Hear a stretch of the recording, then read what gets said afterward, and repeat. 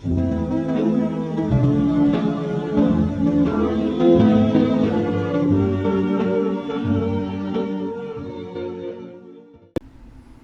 everyone to the Retro Horror Academy. My name is Daniel Richardson, and tonight we're going to be looking at the year in horror, 1949. We're at the end of the 40s finally. Unfortunately though, horror is not doing great because we only got one, count 'em, one horror film to rank and talk about. However, we're going to have a huge night as far as the Horror Hall of Fame goes because we're inducting 5 people tonight. So there you have it.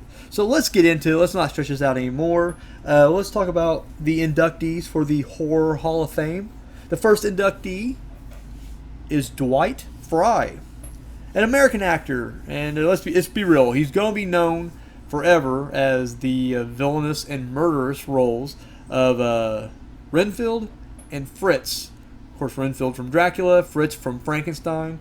But yeah, two of the biggie sidekicks there in Universal horror. Well, not just Universal horror history in general. Yeah, Dwight Fry did it.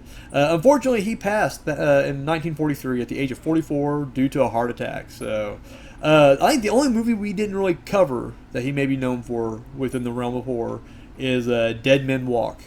However, what we did cover on this show was Dracula, both versions of Dracula, the Spanish version, they used archival footage of him in that, Frankenstein, The Vampire Bat, The Invisible Man, Bride of Frankenstein, The Crime of Dr. Crespi, Son of Frankenstein, The Ghost of Frankenstein, and Frankenstein Meets the Wolfman. I mean, this guy was a cornerstone in Universal horror, especially the Frankenstein series. So yeah, I feel like Dwight Fry, we've inducted a lot of people that I feel like are hidden gems, forgotten icons. We always kind of compare everybody from this era to the big three, which is Boris Karloff, Bela Lugosi, and Lon Chaney Jr. And a lot of people, are kind of forgotten about. I don't think Dwight Fry quite fits that. I don't think he's on their level, especially as far as like a performer or being remembered as such. But he's memorable on his own. Like, I feel like Dwight Fry is definitely a name that people's like, oh yeah, no, I know who you're talking about. Yeah, Dwight Fry. But either way, I mean, for what he's contributed to the genre, he definitely deserves his spot in the Hall of Fame. So moving on, we have Elsa Lanchester, a British actress, both stage and screen. She actually married actor Charles Laughton, who many people may know as he's done a lot of stuff, but I think horror fans would know him as the Hunchback of Notre Dame. Her role as the bride would prove to be her big breakout role. Like, after that, forget about it, off to the races. She would actually be nominated for an Academy Award for Best Supporting Actress for the film Come to the Stable. The two films I think we haven't touched at all on that she was in the realm of horror was The Ghost Goes West and The Spiral Staircase. But on this show, we know her for Bride of Frankenstein. It's another case of, and we had this, from time to time, kind of a one-hit wonder in the world of horror, some will say. But you know what? It's not about quantity. It's about quality. And who is more iconic than the Bride of Frankenstein? Like, seriously. She's in one movie for less than 10 minutes.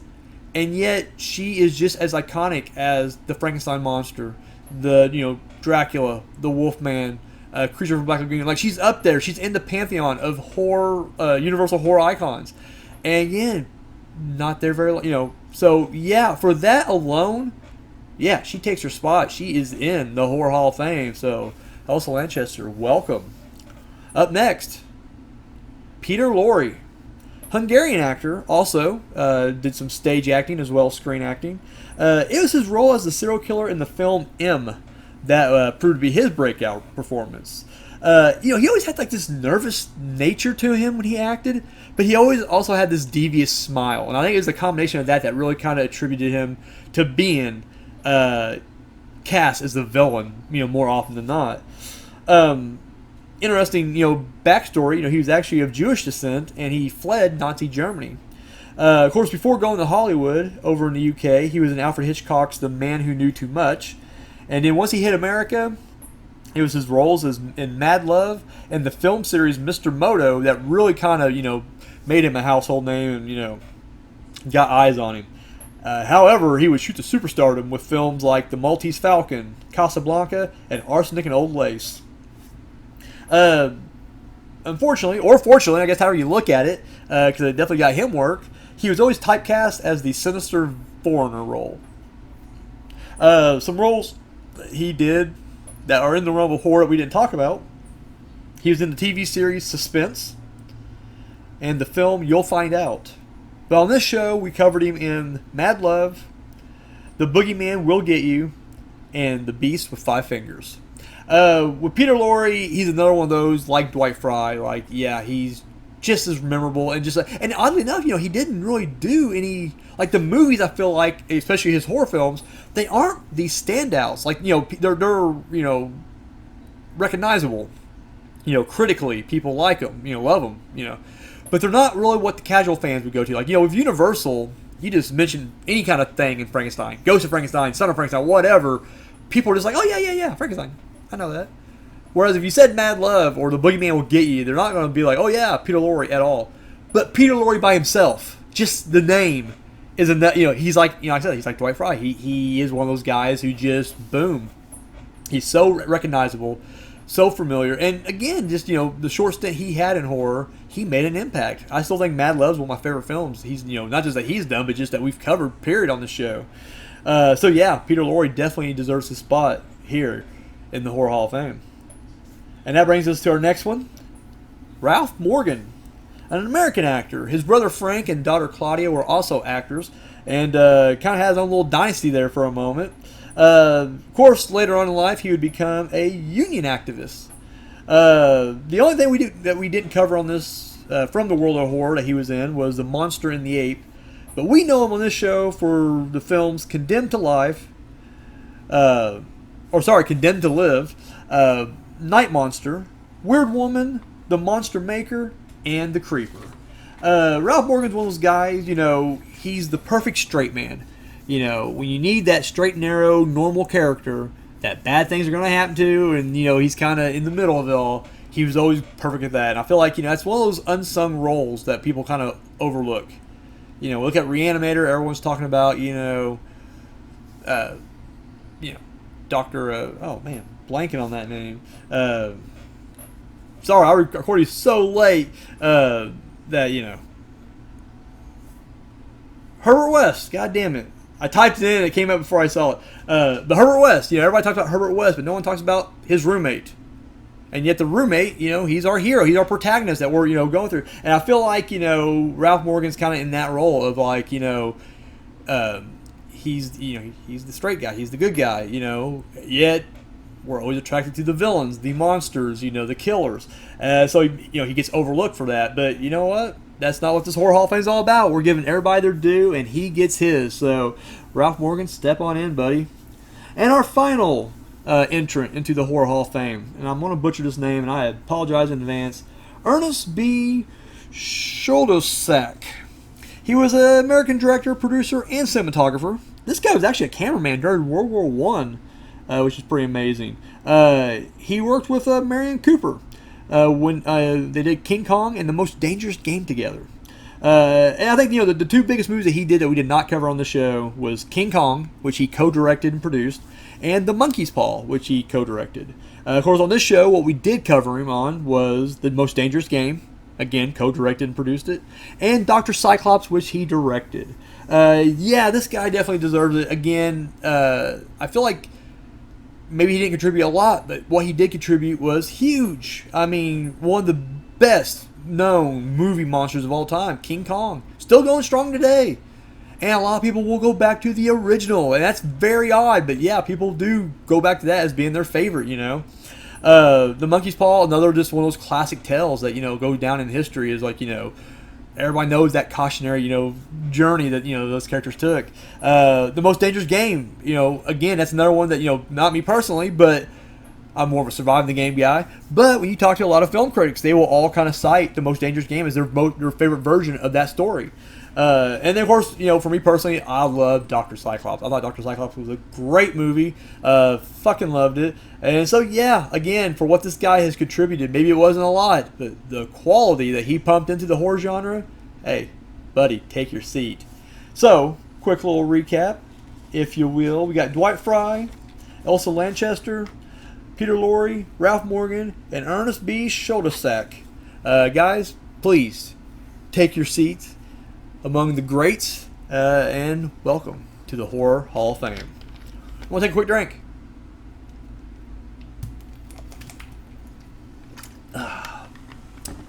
Not really hydrating me, but man, that cherry cola is going down smooth. Alrighty. So we only had one movie in the year 1949. So, what was that number one horror film of 1949 and winner of the Golden Skull Award? The Ghost of Tsushima, Part 1. And I may be butchering that name, and I apologize. It's about this samurai. He's a poor samurai. He doesn't even have a master. And he's just wanting a better life. And he feels like his current wife is holding him back. But the bad thing is, like, she is completely in love with him. Like, literally just will die without him kind of thing. So this is a Japanese film. It was followed by a sequel, The Ghost of Tsushima Part 2. But this story has been told a couple times before. In fact, it was a movie in 1925. And then there was a short film in 1912. And it would get, I don't want to say remade, because I kind of feel like Dracula's kind of the same vein, where it's like, every time a new Dracula comes out, I'm not necessarily saying it's a remake of the original Dracula, it's just another version of it. But either way, there's 6 more versions of this that would come out down the road. So, what do I think about this movie? If I'm being honest, it's not a bad movie. It's a really well-crafted movie. It's a good, but it's not horror. It's drama, like through and through, until the very end. There is no ghost of nothing in this movie. I'm guessing the ghost will appear in Part 2. But in Part 1, no. Nothing's going on in this movie. I mean, there's a lot of storytelling. There's a lot of moving parts. And goddamn, for it only being an hour and 25 minutes, it feels longer. Now, that could just be me because, unfortunately, now that I have a kid, I don't get to watch movies a lot during the day. I have to wait till night to watch, movies I pay attention to anyways. So, that could be a lot of it. I'm watching these kind of late at night, same time when I'm filming them, so you guys can already tell the quality sometimes isn't always 100%. I apologize. I try. But anyways, but no, like nothing's happening in this movie. Like I said, they're laying the groundwork, and who knows, maybe Part 2 is epic, and hopefully, we'll get to it at some point. But as of right now, nothing happened. Like I said, till the very end. Now, the end is fucking crazy. Like, it ramps up. There will be some spoilers, so if you don't want any spoilers, you can go ahead and check out now. But in the end, literally, he poisons his wife eventually. She goes down. And then the neighbor shows up. They catch him. I don't know if the neighbor even knows what's going on. I think he just realizes, okay, I walked into something I shouldn't have. Either way, the samurai and his buddy chase him down and murder him. And I'm like, holy shit, like this is getting dark quick. But like I said, it just, I did lie when I said there was no ghost in this one, because the sister who lives a few towns away, she gets a premonition or a vision or a visit from her sister after she's been murdered. But that's how the movie ends. Just ends with wait until, and that's how they end it. Like they literally end it like a movie serial. Like wait until Part 2 coming soon to a theater near you. Like that's in the movie kind of thing. And it's like holy shit. So anyways, but it's kind of hard for me to judge it because I just know there's going to be more to it. But as a standalone, like hey, let's watch this one by itself. I don't know. I kind of feel like like hopefully Part 2 has like the last 10-15 minutes just like tacked onto the beginning, so that you can just watch that and you'd be good. But I get it, and I'm not trying to downplay it. It's well, the story's well told, the acting's phenomenal. I mean, I guess it's like Stairway to Heaven. It's gonna rock out eventually, but you gotta go through a lot of build up to get there. So that's kind of where we're at on this. IMDb gave it a 6.9. I don't know, that's maybe a little too generous for me, but I'd shoot in the middle. I'd go 5 or 6 with this thing, so that's not completely off base, I guess. So that's it. That's it. Ghost of Tsushima. That's how we're going to end the 1940s. Tune in next time. We're going to be hitting the 50s. So just to do a quick recap, once again, the Horror Hall of Fame, Dwight Fry, Elsa Lanchester, Peter Lorre, Ralph Morgan, and Ernest Besch. And our number one horror film in 1949 and winner of the Golden Skull Award, The Ghost of Tsushima, Part 1. I'm going to pronounce that differently every time, I know. But anyways, guys, I want to thank everybody who listens. Thank you very much. On behalf of the Retro Horror Academy, my name is Daniel Richardson. And yeah, you're dismissed.